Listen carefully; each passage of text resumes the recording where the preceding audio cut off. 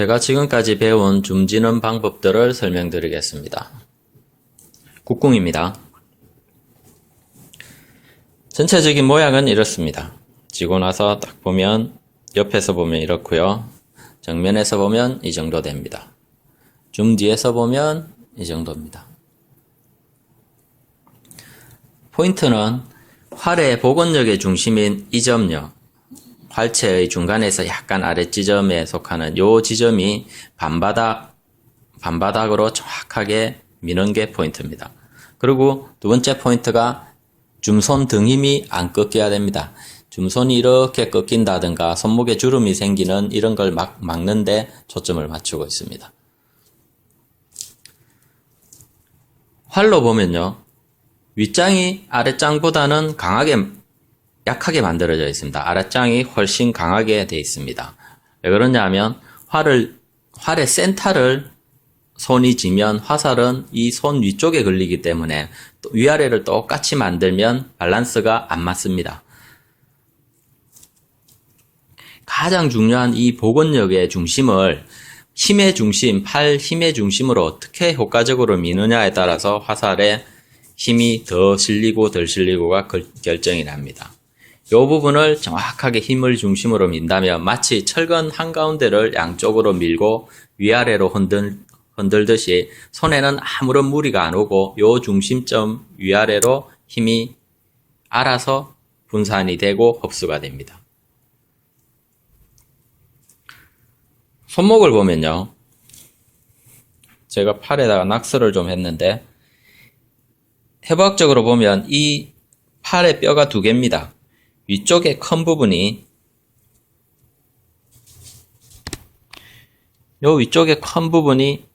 주뼈입니다. 손목뼈가 이렇게 와서 이렇게 여기서 여러 개의 손목 관절뼈랑 연결이 되는데 주뼈는 얘입니다. 훨씬 굵습니다. 그리고 아래쪽에 보조뼈가 하나 더 있습니다.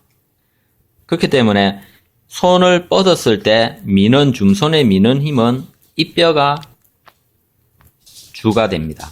이 뼈에 걸리는 힘보다는 이 뼈가 상당히 큽니다. 가장 효과적으로 미는 힘을 내기에는 이 뼈를 잘 활용하는 겁니다. 그럼 뼈로 받치는 것만 좋은 방법이 아니기 때문에 근육의 힘까지도 골고루 쓰기 위해서 이런 방법을 씁니다. 다시 한번 설명드리면 여기서 이 손목의 센터를 민다기보다는 이 위쪽 3분의 1 지점으로 밉니다. 그래서 이렇게 힘이 와서 이 포인트에 딱 걸리게 합니다. 그리고 흔히 알고 있는 반바닥은 여기서부터 약간 위쪽으로 저는 이해하고 있습니다. 전체적으로 보면 반바닥을 이런 부분 크게 이해를 하면 됩니다. 그래서 이렇게 갖다 댑니다. 이렇게 갖다 대기 위해서는 기준점이 여기입니다. 이 기준점이 활을 3분의 3등분 했을 때 왼쪽 첫 번째 라인 있죠. 왼쪽. 여기가 이 부분이 오겠다 합니다. 이렇게 딱 가운데 잡아주면 좋지만 사람의 피부라는 게 손바닥이 아무리 단단해도 잡아서 만작을 하면 활이 틀어지게 되어 있습니다. 그래서 틀어졌을 때 정확하게 센터에 오게끔 미리 3분의 1 정도를 왼쪽으로 돌려줍니다.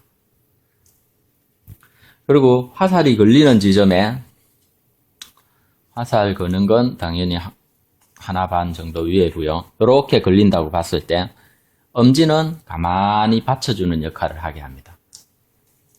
예책에 보면 엄지가 중지를 지그시 누르는 묘한 법이라는 법을 알아야 된다는 글귀가 나오는데 그 원리를 저는 이렇게 해석합니다. 이렇게 되면요. 자연스럽게 줌이 손 안에 쏙 들어옵니다.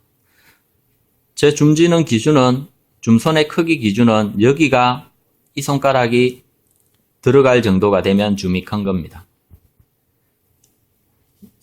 중지는 거의 줌손 살대 붙을 정도 되고요. 조금 더 떨어지고 새끼손가락은 사람마다 길이가 틀리니까 이 정도. 이 이상이 돼버리면 줌을 제어하기가 힘들어서 정확도가 떨어집니다. 제가 지는 방법은 활을 비나릴 때 팔뚝에다가 자연스럽게 현을 붙이고요. 겨드랑이에 90도 각도로 낍니다. 그래서 정해진 검지의 위치를 먼저 확인을 하고요. 손바닥에 생명선 주위로 이렇게 붙입니다. 그러면 요 검지와 윗장의 각도가 한 요 정도 나옵니다.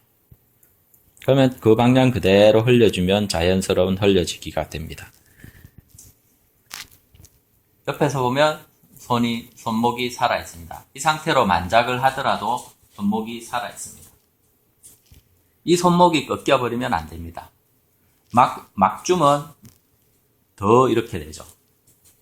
이 정도가 막줌이고요. 살이 조금 더 올려 벌리게 됩니다. 그리고 하장을 미는 줌은 검지손가락을 윗장을 기준으로 대면 하장을 밀리는 줌이 많이 지어집니다. 이렇게 간사님 방법이죠. 이렇게 하면요. 이렇게 해서 하면 엄지도 자연스럽게 위로 올라가고요. 중지 위에 엄지를 두려면 화살이 기존 지는 방식에 비해서 올라갑니다. 그래서 화살이라는 건 가운데 이 복원력의 중심으로 가까워질수록 더 강한 힘으로 쏘아집니다. 올라간 만큼 손해를 보죠. 이 상태에서 그 화살을 낮추려면 엄지를 이렇게 빼면 조금 낫겠죠. 뭔가 좀 불안합니다. 그래서 이런 단점이 하나 생길 수 있을 거라고 보고요.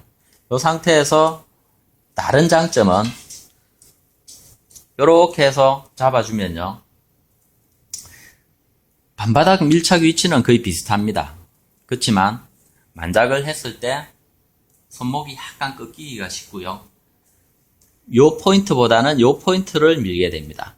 한 1cm 정도 아래쪽을 밀기 좋습니다. 이렇게 밀면 당기기는 굉장히 편합니다. 왜냐하면 뼈로 받치는 힘이 더 커지기 때문에 생각보다 이 손목에 힘쓰는 것보다 훨씬 받쳐있기가 편합니다. 그래서 조금 더 센 활을 당길 수도 있습니다. 그렇지만 꺾인 손목이 쏘고 나서 이 포인트가 아래쪽에 위치하기 때문에 활이 이 하장을 받쳐 쏘는 사람들의 특징은 활이 순간적으로 쏘는 발시 순간에 초고속 카메라로 확인을 해보면 활이 뒤로 끄떡합니다. 이 상태로. 쏘고 나서 이걸 남아있는 힘으로 억지로 이렇게 밀어주게 됩니다. 이런 식으로. 그러니까 이중의 동작이 나오는 거죠. 자세히 보면. 그렇게 쏘기가 쉽습니다. 이렇게 반바닥을 잘 밀어주면 활을 쏘고 나서도 충격이 이 포인트 위아래로 분산이 되기 때문에 줌을 타고 오는 충격이 거의 없습니다. 요 포인트에서 요 위치가 벗어나면 벗어날수록 활로 타고 오는 충격은 커집니다. 막줌은 실제로는 막줌으로 쏘아보면 오히려 정확도는 증가할 때가 있습니다. 손가락 하나로 더 컨트롤하면 활의 마지막 컨트롤이 훨씬 정확할 수가 있습니다. 그렇지만 충격은 엄지를 타고 오는 충격이 더 커집니다. 가장 큰 흘려지기와 막줌의 차이를 말씀드리면, 흘려지기는 자연스럽게 인체에 계란 하나 들어갈 정도의 이 공간을 밀착시키는 모습입니다. 그래서 자연스럽게 여기서부터 직선의 힘을 살릴 수가 있고요.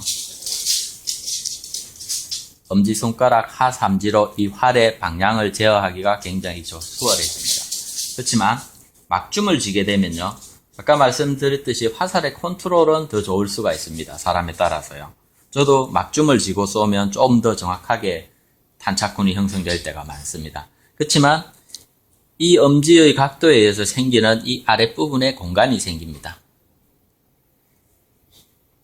이 공간을 타고 활의 복원력의 중심에서부터 손가락이 조금 더 넓게 흩어졌기 때문에 아무래도 이 활의 움직임에 의한 충격이 팔에 많이 작용하게 됩니다.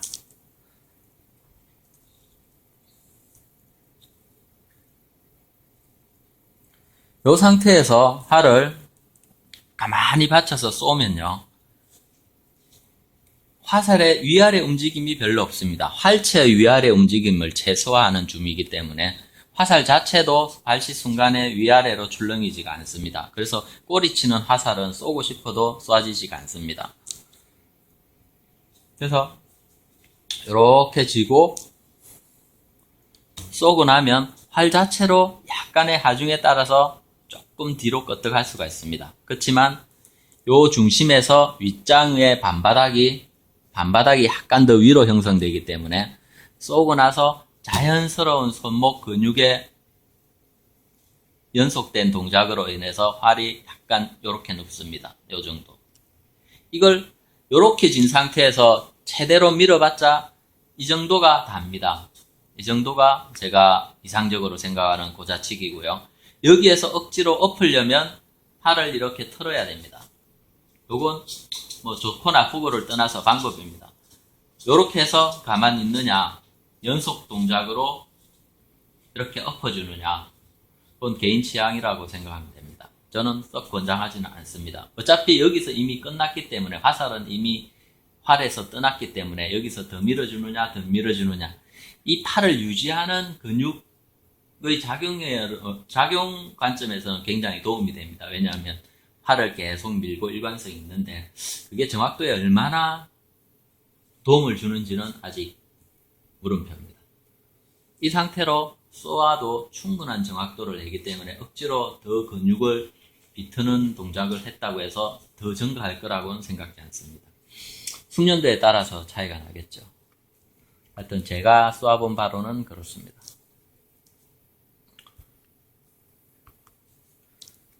요 모양이 제가 생각하는 흘려지고요. 줌손의 크기입니다.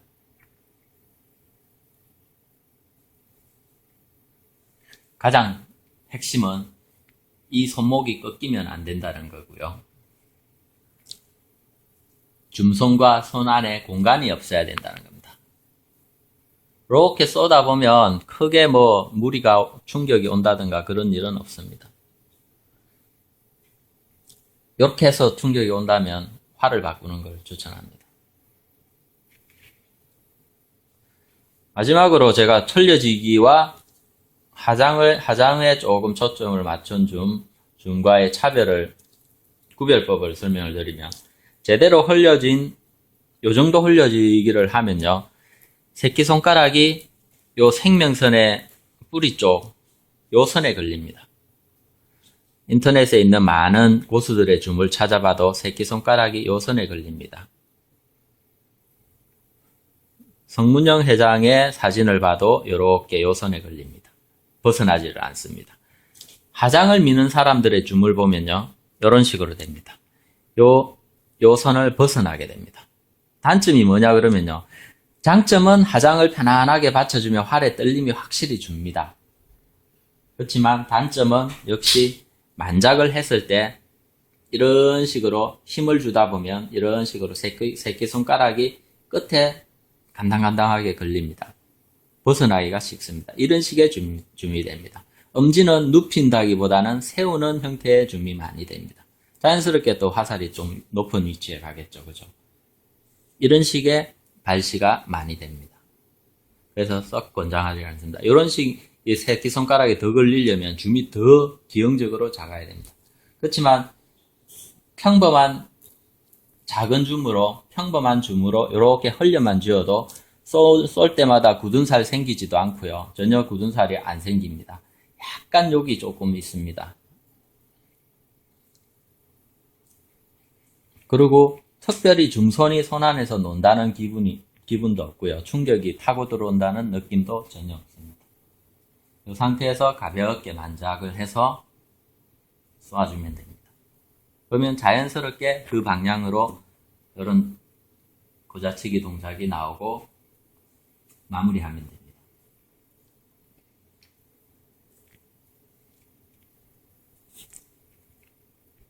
다시 한번 보여드리면, 팔뚝에 껴서 이렇게 하고요. 저는 그 궁을 한 자세에서 요 정도, 손가락 2개 정도, 2개에서 3개 정도가 이렇게 떨어져 있는 상태를 확인을 합니다. 이 상태에서 당기면 이렇게 되죠. 그리고 이 짜임에 의해서 발시가 될 땐 자연스럽게 현이 밖으로 돕니다. 원래 위치로 돌아가려는. 억지로 만작을 했을 때 비틀어 당겨졌다가 놓는 순간에 원위치 됩니다. 이렇게 쏘면 팔뚝을 맞는 일이 거의 없습니다. 이상입니다.